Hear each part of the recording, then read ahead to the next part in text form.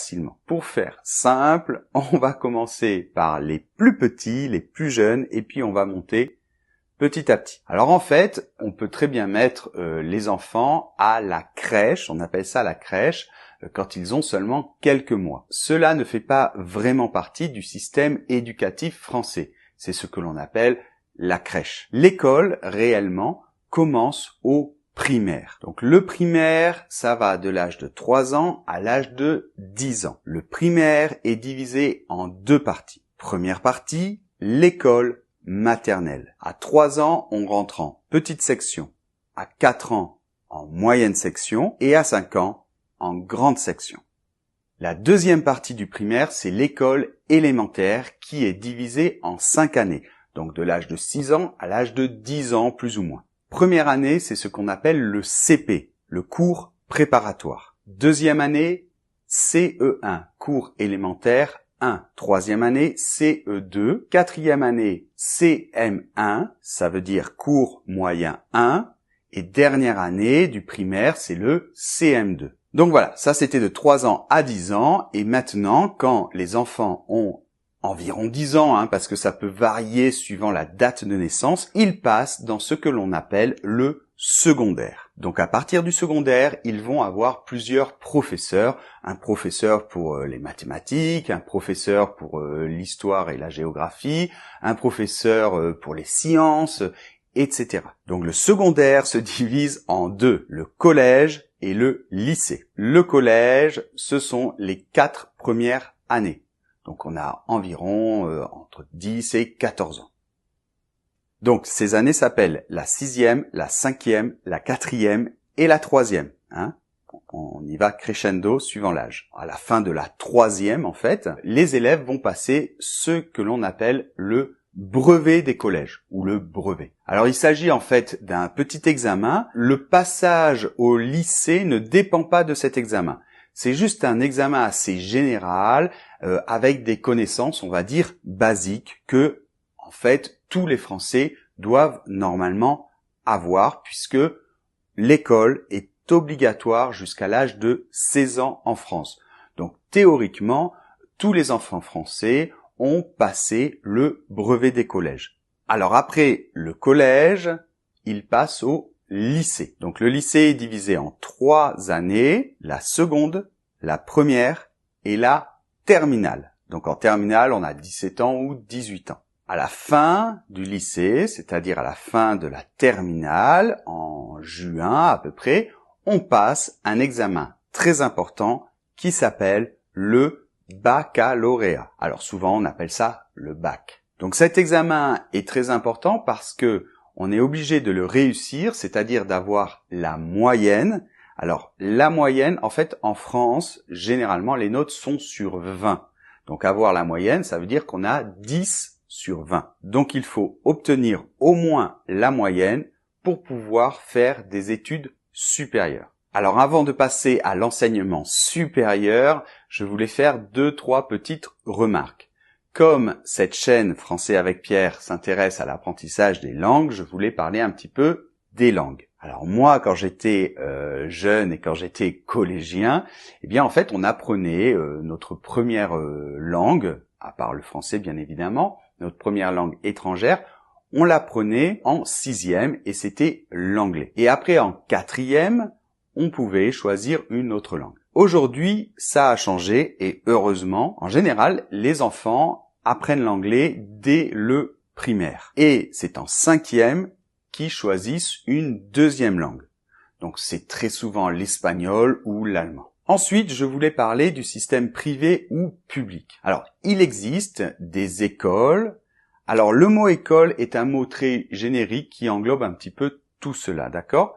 Donc, il existe des écoles ou des établissements privés et aussi publics. Donc, les établissements publics en France sont gratuits, d'accord ?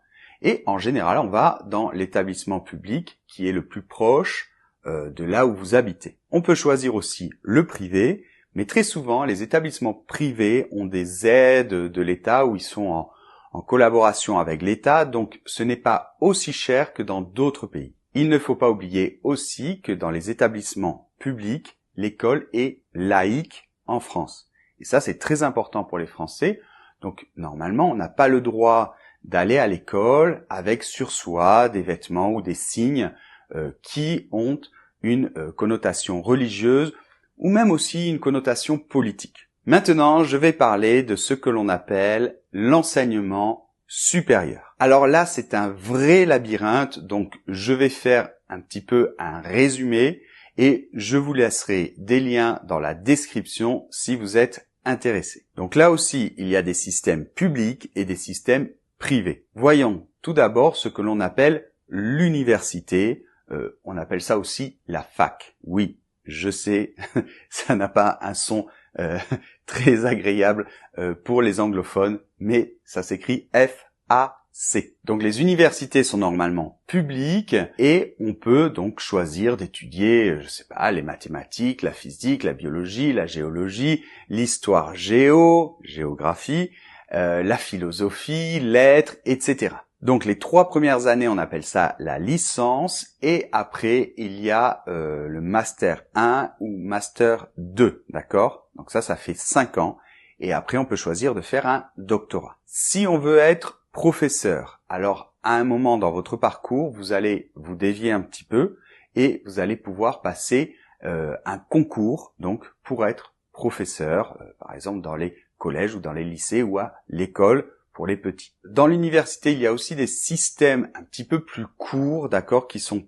plus dirigés vers le monde du travail, plus concrets. Donc il y a des cycles plus courts aussi qui sont possibles. Je ne vais pas rentrer dans tous les détails. Si vous voulez faire des études de santé, alors maintenant il y a un tronc commun, c'est-à-dire qu'en première année, vous devez passer un concours, et si vous réussissez ce concours, si vous êtes parmi les meilleurs étudiants, eh bien vous pourrez rentrer en deuxième année et décider de faire soit médecine, dentiste, sage-femme, et je crois que maintenant il y a physiothérapie aussi qui est mis dans ce tronc commun. Alors c'est très difficile parce que le concours d'entrée de première année est extrêmement sélectif.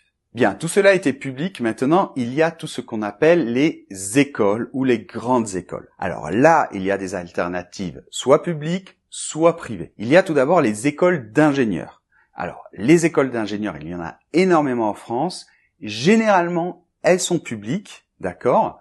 Et donc, généralement, ce qui se passe, c'est qu'après le baccalauréat, on fait 2 années de prépa. C'est la préparation pour préparer des concours pour entrer dans ces écoles d'ingénieurs. Et donc, pendant 2 ans, on se prépare. Et à la fin de la 2e année, eh bien, on va voir plein d'écoles et on fait des examens.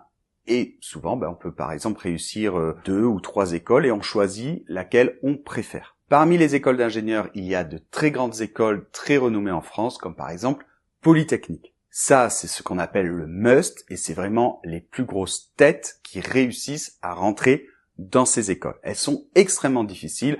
Généralement, quand on sort de là, on devient le patron d'une grande entreprise, ou par exemple, on peut travailler pour l'État aussi, pour des entreprises d'électricité, mais on est à un très haut niveau. Ensuite, parmi ces écoles, il y a toutes les écoles de commerce. Bon, alors là aussi, il y en a énormément, et là, il y a beaucoup d'écoles privées, ou aussi quelques écoles publiques. Donc là, pareil, il y en a certaines, il faut se préparer pendant 1 an ou 2, et après, on fait des concours pour entrer dans différentes écoles. En général, les écoles d'ingénieurs ont tout un assez haut niveau, ce sont de bons élèves qui y rentrent. Les écoles de commerce, c'est beaucoup plus dispersé, c'est-à-dire que il y a de très très bons élèves qui rentrent dans des grandes écoles de commerce, mais il y a aussi des écoles de commerce privées qui sont vraiment d'un niveau beaucoup plus bas. Il y a aussi des écoles pour tout ce qui est politique, comme notamment Sciences Po, et une grande école pour les grands fonctionnaires, les hauts fonctionnaires français, souvent les hommes politiques,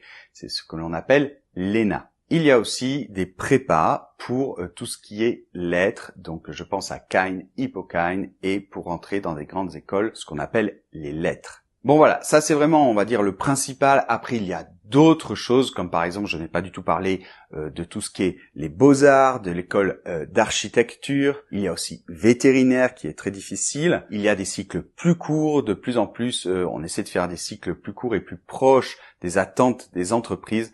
Bref, je vous laisse quelques liens dans la description si vous êtes intéressé. Bien, finalement, je voulais parler d'une dernière chose parce que ça peut peut-être vous intéresser. en France, il y a beaucoup de systèmes de bourses d'études, d'accord? Donc il y a beaucoup d'étudiants qui n'ont pas les moyens de se payer l'université ou des écoles, et il y a la possibilité de demander des bourses. Il y a aussi la possibilité de demander des bourses pour les étrangers. Alors